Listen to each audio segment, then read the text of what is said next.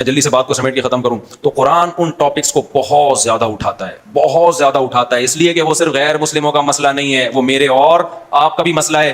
ہم کہتے ہیں کہ اللہ ہے، عملی زندگی میں ہم اللہ کو نہیں مانتے۔ ہم کہتے ہیں کہ ایک اللہ ہے، لیکن ذرا سا کوئی عامل ہمیں کسی اور چیز پہ ڈال دینا تو ہم اس پہ لگ جاتے ہیں۔ زبان سے ہم کہتے ہیں آخرت کو مانتے ہیں، عمل سے لگتا ہے آخرت کو نہیں مانتے۔ تو دنیا کی اتنی ٹینشن لے رہا ہے، اس کا مطلب کیا ہے کہ وہ دنیا کو مسافر خانہ سمجھ ہی نہیں رہا، وہ سمجھ رہا ہے مرنے کے بعد میں زندگی کیا ہو جائے گی۔ مجھے ایک بات بتاؤ، ابو طلحہ انصاری رضی اللہ تعالیٰ عنہ کو نبی نے بتایا کہ لن تنالوا البر حتى تنفقوا مما تحبون، قرآن میں یہ آیت نازل ہوئی ہے کہ نیکی کی حقیقت کو اس وقت تک نہیں پہنچ سکتے جب تک محبوب جی صدقہ نہ کرو۔ وہ لوگ سمجھتے تھے کہ جنت برحق ہے، ہم اللہ کو کچھ دیں گے تو اللہ آخرت میں بڑھا چڑھا کے دے گا۔ حضرت ابو طلحہ یہ آیت نازل ہونے کے بعد آئے، عرض کیا یا رسول اللہ، اللہ نے فرمایا میرا پورا باغ صدقہ۔ یار کہ کسی میں جگر ہے آج؟ باغ سورس آف انکم تھا، سمجھ رہے ہو، پراپرٹی تھی، کیا تھی؟ پراپرٹی۔ صدقہ کرنا آسان کام نہیں ہوتا۔ وہ لوگ تو کر لیتے ہیں، خربوں کی جائیدادیں ہیں تو چلو ایک پلاٹ مدرسہ کے لیے 120 گز کا، وہ تو کر لیتے ہیں۔ جن کی پراپرٹی اتنی سی ہو، وہ اتنا بڑا باغ آ کے صدقہ کر رہے ہو، تو نبی نے کیا فرمایا؟ بخن بخن واہ واہ ذاک مال رابح، فرمایا تو بڑا قیمتی مال ہے۔ اور ہمارے نبی کا بھی آخرت پر ایمان تھا نا، ظاہر ہے آپ تو ایمان لوگوں کے دلوں میں ڈال رہے تھے۔ ہمارے نبی نے بھی ان کو حکم کیا دیا، اپنے چچا زاد بھائیوں کو دے دو۔ اب مجھے ایک بات بتاؤ، کوئی بندہ میرا مرید ہو، ابو طلحہ انصاری نبی کے لیے میدان میں گردن کٹانے کے لیے تیار تھے یا نہیں تھے؟ تو جو گردن کٹانے کے لیے تیار ہو، وہ پیر و مرشد کو ہدیہ دینے پر راضی نہیں ہوگا؟ یار مجھے ایک بات بتاؤ، میرا ایک مرید ہے، مجھے پتا ہے میں اس کو بولوں یہ رات ہے دن نہیں ہے، وہ مان لے گا، اتنی عقیدت ہے اس کے دل میں۔ میں اس کو بولوں یہ دن ہے رات نہیں ہے، یہ مان لے گا۔ میں اس کو بولوں جا وہاں گردن کٹا کے آ جائے، یہ کٹا دے گا۔ اس کو مجھ پر اتنا یقین ہے۔ آپ بتاؤ میں اگر اسے اپنے لیے کیش کرانا چاہوں، کتنی آسانی سے ہوگا کہ نہیں ہوگا؟ وہ ڈالر کی بریف کیس بھر کے لایا میرے پاس۔ مرید ایسا ہے کہ میں جو بولوں وہ ایمان لا چکے، صحابہ تو ایمان لا چکے تھے نا نبی پر۔ جس کو نبی کہہ دیا، اس کا مطلب نبی نے اگر کہہ دیا نا دن نہیں ہے رات ہے، تو دن کو کیا ماننا پڑے گا؟ رات ماننا پڑے گا۔ اتنی عقیدت ان کے دلوں میں۔ اب آپ بتاؤ میرے کسی مرید کے دل میں میری اتنی عقیدت ہو، اور میرے گھر بھی زیادہ ہوں اور کھانے کو روٹی بھی نہ ہو۔ ہمارے نبی کی 9 بیویاں تھیں اور گھر میں 40 دن فاقے، یہی تھا نا؟ فرض کرو میری کنڈیشن یہ ہو کہ میرے گھر میں 4 ہیں اور گھر میں فاقے چل رہے ہیں، کھانے کو دھیلے کا نہیں ہے میرے پاس ایک میرا مرید آتا ہے جو میرے کہنے سے دن کو رات اور رات کو دن کہہ دیتا ہے۔ میں اس کو بولوں جا ٹرک کے نیچے آ جا، مار لے اپنے آپ کو، قتل کر دے، وہ اس کے لیے بھی تیار ہے۔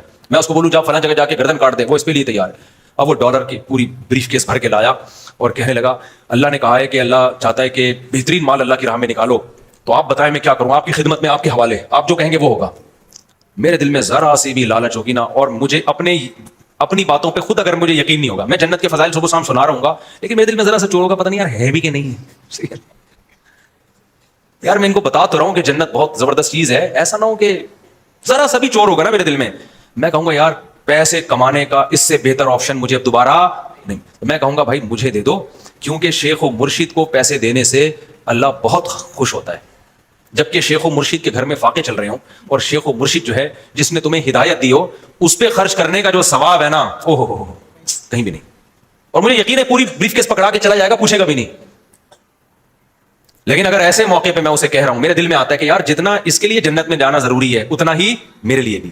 مجھے اللہ نے اس کا رہبر بنا کے بھیجا ہے، اور قرآن بار بار رشتہ داری جوڑنے کا حکم دیتا ہے، تو آج بہترین موقع ہے کہ اس کو میں رشتہ داری جوڑنا سکھا دوں۔ تو میں کہوں گا اپنے چچزاد بھائیوں کو دے دو جا کے، تاکہ تمہیں پتہ چلے اسلام میں رشتوں کی کتنی ویلیو ہے۔ خدا کی قسم، محمد صلی اللہ علیہ وسلم نے جو 23 سال میں انقلاب دنیا میں لے کر آئے ہیں نا، یہ سیرت تھی نبی کی، جس کو دیکھ کے صحابہ کرام نے ایسی آگ بھری ہے، ان کو یقین آ گیا کہ واقعی جنت برحق ہے۔ اس لیے کہ جو جنت کے فضائل سنا رہا ہے وہ جنت کا سب سے زیادہ مشتاق ہے، اور وہ پریکٹیکلی کر کے دکھا رہا ہے کہ مجھے اللہ کے وعدوں پر جتنا یقین ہے اتنا تمہیں نہیں ہو سکتا۔ آج جو لیڈر ہے نا، لیڈر جو پیر و مرشد بنا بیٹھا ہوتا ہے، مریدوں کو پتا ہوتا ہے سب سے زیادہ دنیا کی محبت اسی کم وقت کے دل میں ہے۔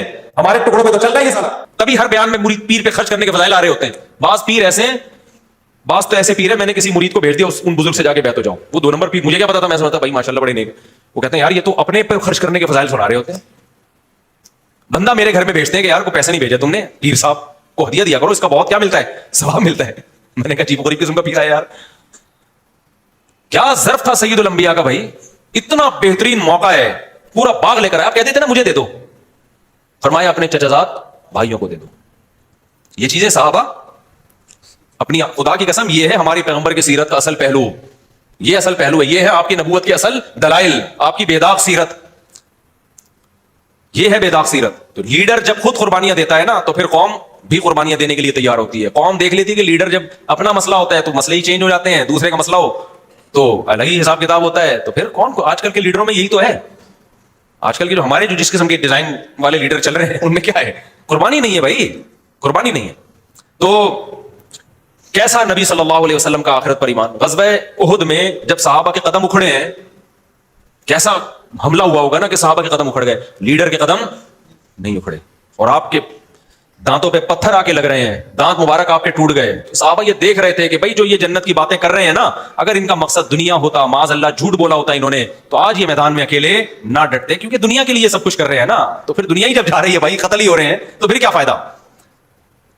اور یہی حکمت تھی ہمارے نبی صلی اللہ علیہ وسلم نے غربت کو اختیار کیا. اگر آپ دولت کو اختیار کر لیتے, وہ بھی جائز تھا, سلیمان علیہ السلام کے پاس دولت نہیں تھی کیا, ہمارے نبی نے غربت کو اس لیے اختیار کیا کہ آپ آخری نبی ہیں.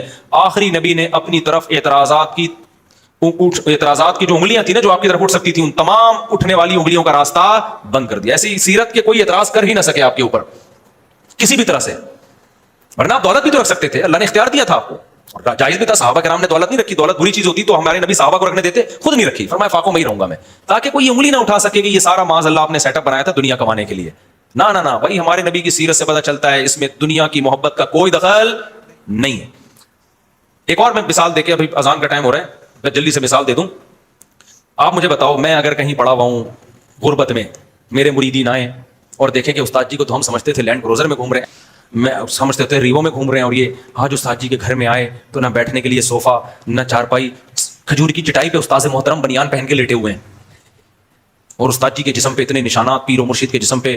تو میرا کوئی مرید آئے اور کہے ہائے استاد جی آپ کی یہ حالت, تو میں کیا کہوں گا, بہترین موقع ملا ہے, مرید بھی کروڑ پتی ہو, میں کہوں گا یار میرا اسٹائل ہی ہوگا, کیا کریں یار, بس اصل میں بس اسی میں خوش ہیں, اللہ نے دیا ہوا ہے, کیا کہ لوگوں کے سامنے بات تو نہیں پھیلائیں گے نا, مانگنے کا پھر یہ اسٹائل ہوگا نا کہ یار اب آپ دیکھو میں کیا, میں بھیک مانگوں, بس ہے جو ہے مجبور ہے, تو وہ لے گڈی نکال کے دے گا, اچھا مجھے تو پتہ چل گیا, یہ رکھیں آپ, یہی ہوگا نا.